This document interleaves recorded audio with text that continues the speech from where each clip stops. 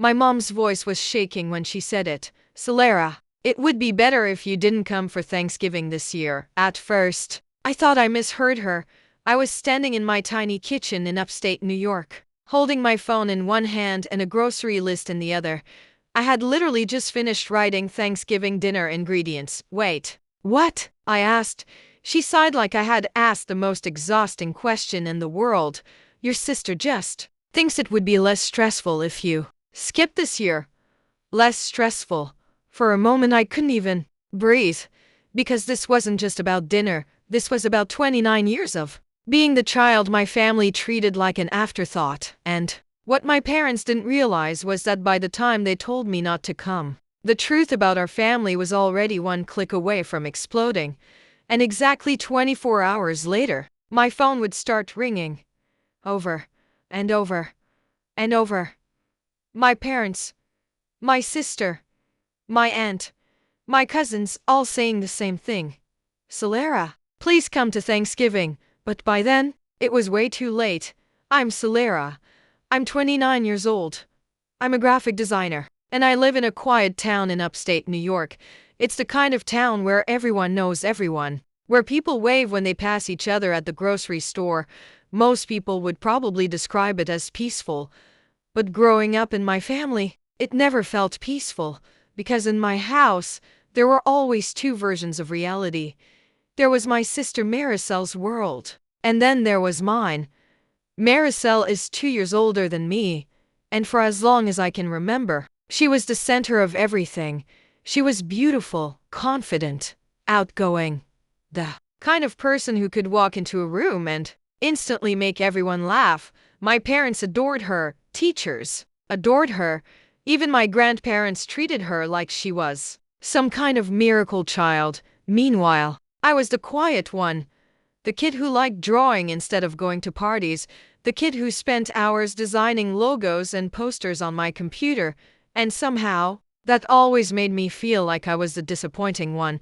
When Marisel got a B in school, my parents would say, "It's okay, honey.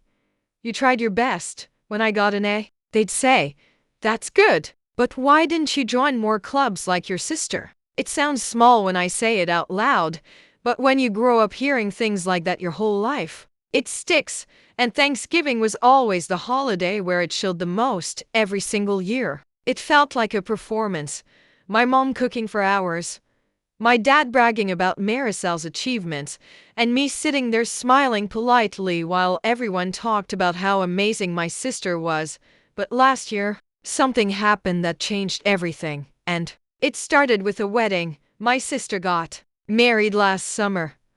Huge wedding, over 150 guests, white roses everywhere, a beautiful outdoor venue overlooking the lake. Everyone kept calling it the perfect wedding, except for one tiny detail.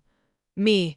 When I arrived at the reception hall, I looked at the seating chart, and at first, I thought it was a mistake, because my name wasn't at any of the main tables, not with family, not with cousins, not even with friends. My name was printed on a small card that said, Table 12. So I walked over to Table 12, and my stomach dropped. It wasn't really a table. It was a folding chair next to the catering station, right beside the kitchen doors. Every time they swung open, hot air and noise blasted into the room. I looked around the hall. My cousins were sitting near the dance floor. My aunt and uncle were at the family table. Even Marisel's college roommates had better seats, and suddenly I realized something awful. This wasn't an accident. They had planned it this way. I tried to laugh it off. I really did. But halfway through dinner, one of my cousins leaned over and whispered, "Why are you sitting back here?" I shrugged. I guess they ran out of space. But inside, I felt about 2 inches tall. I stayed for another hour. Then I quietly left. And no one even noticed, except apparently someone did, because the next morning, something happened that I didn't find out about until months later, and it would eventually lead to the Thanksgiving disaster. A few months after the wedding, I started hearing little things, comments from relatives, strange looks at family gatherings. My aunt once asked me quietly, "Are you and Marisel okay?" I didn't understand what she meant. Of course we are. But she looked hesitant, like she knew something I didn't. Then one night, my cousin Jenna called me. Salera, I need to tell you something. Her voice sounded nervous. Do you remember your sister's wedding seating? Yeah, I said slowly. Well, that wasn't an accident. My stomach twisted. What do you mean? Jenna hesitated. Then she said something I will never forget. Marisel told the wedding planner to seat you away from the family table. I felt like the air had been sucked out of the room. Why? Another pause. Then Jenna sighed. Because she said you make things awkward. And she didn't want you ruining the vibe. Ruining the vibe. I just sat there staring at my wall. My own sister had deliberately humiliated me at her wedding, and my parents had let it happen. But even then, I didn't confront them.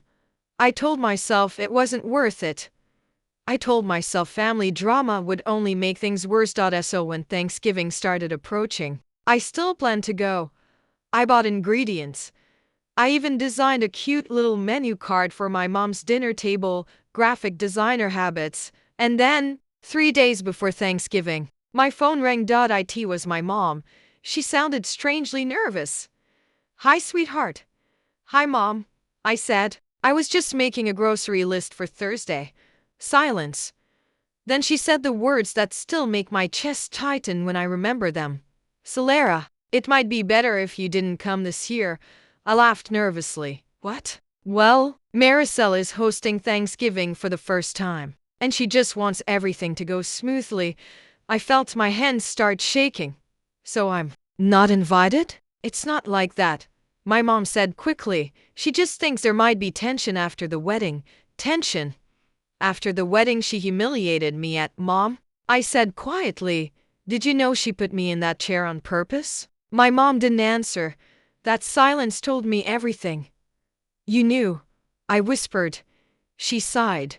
Salera, please don't make this bigger than it is. That was the moment something inside me finally snapped. 29 years. 29 years of being the extra child, the quiet one, the one who was supposed to keep the peace. I hung up the phone without saying goodbye, and I sat there for a long time, thinking, because my job as a graphic designer had given me a skill most people didn't think about. I knew how to tell stories, visually, and suddenly I realized something. Over the years, I had saved everything. Photos, messages, emails, screenshots, little moments where my sister had mocked me, times my parents ignored me, even the wedding seating chart. And that night, I opened my laptop. At first, I just stared at the screen. My mouse hovered over the folder, labeled family stuff. I told myself this was a bad idea, that it would cause drama, that it would make things worse. But then I remembered my mom's voice saying, maybe you shouldn't come to Thanksgiving, and something inside me hardened. So I started designing, slide after slide, images, screenshots, photos, messages. I turned 29 years of quiet humiliation into a simple visual timeline. The wedding seating chart, the messages where Marisel called me awkward, the times my parents canceled plans with me but showed up for her events. I didn't add insults. I didn't exaggerate anything. I just told the truth. By midnight, I had created a simple post. At the top, I wrote, my parents told me not to come to Thanksgiving this year, so I figured I'd explain why. Then I hesitated. Maybe I was overreacting. Maybe this was too much. Tell me honestly, would you have posted it? Because I sat there staring at the screen for almost 10 minutes, and then I clicked post. At first, nothing happened. 10 minutes passed, then 20. I started to feel stupid. Maybe no one would care. Maybe I had just embarrassed myself. Then my phone buzzed. A notification. Someone liked the post, then another, then another. Then comments started appearing. People from high school, old neighbors, even distant relatives. Wait, is this real? I had no idea this was happening. Why would they treat you like that? Within 2 hours, The post had hundreds of shares because in a small town, family drama spreads like wildfire, and apparently, a lot of people had seen pieces of my family's behavior over the years. They just never knew the whole story. By the next morning, the post had thousands of views, and that's when my phone started ringing. First it was my aunt, then my cousin, then my dad, then finally, my mom. I let it ring, and ring, and ring, because suddenly the same people who thought I would ruin Thanksgiving were realizing something. The entire town now knew what kind of family they were, and they were panicking. My sister called me 17 times. 17? When I finally answered, she sounded furious. Salera, what the hell did you do? I told the truth. You're making the whole family look horrible. I almost laughed. Marisel, you put me in a folding chair next to the kitchen. She went quiet. That's not the point. Oh, it's exactly the point. Then she said something unbelievable. You need to delete that post before Thanksgiving. Before Thanksgiving. That's when it clicked. They weren't upset because they hurt me. They were upset because people found out. That afternoon my mom left me a voicemail. Her voice sounded desperate. Salera, please call me back. We can fix this. Fix it.